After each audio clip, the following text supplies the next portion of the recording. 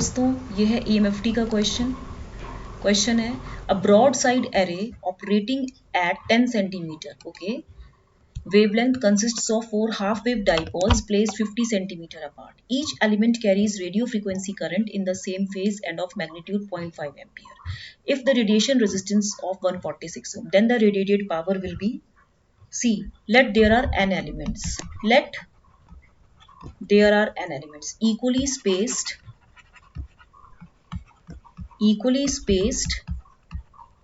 from an array, and each element is excited with a current I, okay, I ampere of same magnitude in phase having radiation resistance RR ohms. So the power radiated by array is given by P radiated is equal to Ni square RR. N is equal to कितना दिया है आपको 4. N is equal to 4. I is equal to 5.5 ampere. Sorry, 0.5 ampere. RR is how much?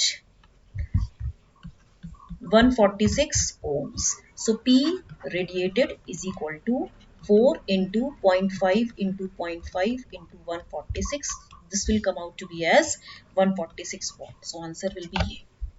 आपको समझ में आया broad side array क्या होता है? If the n elements equally spaced, okay, equally spaced from an array and each element is excited with I ampere of same magnitude, यहाँ पे phase angle है, in phase having radiation resistance R, तो power radiated का formula ये होता है, right? ठीक है, नेक्स्ट क्वेश्चन है in the following Smith chart constant VSWR circle, the movement from Y along a constant VSWR circle need to Y the movement from Y along a constant VSWR circle to Y1 needs addition of C. आपका VSWR क्या होता है? It is a measure of low efficiency RF power. देखिए, it is a measure of mismatch between load and line, right? Range of VSWR कितना होता है? 1 to infinity.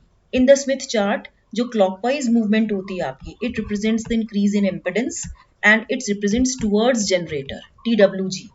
Capacitive reactance जो होता है, it should be connected in shunt to increase reactance. So movement from Y to Y1, ये जो movement from Y to Y1 दिखा रहा है, it is clockwise. ये कैसा है? Clockwise है. So correct option क्या होगा? B. Capacitance in shunt with Y. ठीक है, in shunt with Y. ठीक है, capacitive reactance should be connected in shunt to increase the impedance. ये clockwise movement है आपका. Clockwise movement में increase impedance and towards the generator होता है. ठीक है, inductive reactance जो होता है, it should be connected in series. Okay, for clockwise movement in a Smith chart. तो one complete movement is represented 360 degree, ठीक है, which represents lambda by 2 distance. तो lambda is equal to कितना हो जाएगा? 720 degree, क्योंकि 360 degree is equal to lambda by 2. तो lambda is equal to 2 into 360 degree. तो one complete movement of a Smith chart is represented at 360 degree circle 2 pi. तो this is equal to lambda by 2 distance. ठीक है, and Smith chart is used for both impedance and admittance chart. तो आपका जो right answer होगा वो ये होगा, capacitance in shunt with Y. ठीक है, ये क्वेश्चन समझ में आया आपको? ओके, देन इसको लाइक शेयर सब्सक्राइब करना मत भूलिएगा. मैं दो क्वेश्चन करा रही हूँ ताकि आपको समझने में आसानी हो. Okay, thank you very much.